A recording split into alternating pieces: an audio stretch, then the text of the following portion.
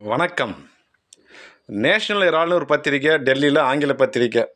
அது ஏஜேஎல் அப்படின்ற ஒரு கம்பெனி நடத்தி வந்துச்சாம். அது சரியா போனி ஆகாதனால 2008ல மூடு விழா பண்ணிட்டாங்களாம்.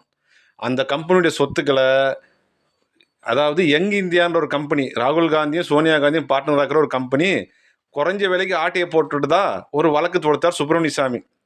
அதுக்காக தான் என்ன பண்ணீங்கன்னா, போன வருஷம் அமலாக்கத்துறை ராகுல் காந்தியை 8 நாள் தொடர்ந்து வர சொல்லி 10 மணி நேரம் விசாரணை டெய்லி பண்ணாங்க. சோனியா காந்தியும் கூட்டு போய் ஒரு 10 நாள் வர சொல்லி 10 மணி நேரம் விசாரணை பண்ணாங்க. இந்த வழக்கு தான். இப்போ எஃப்ஐஆர் போட்டாங்களாம். இதில் என்ன ஒரு விசாரிச்சதில் அதிர்ச்சியான செய்தினா, இந்த நேஷனல் ஹெரால்டுன்ற பத்திரிக்கை ஆரம்பிச்சது நேருவாம், ராகுல் காந்தியோடைய தாத்தா. அது எப்படி இது ஆட்டையை போட்டது நம்ம கணக்கில் வரும்னு தெரியல.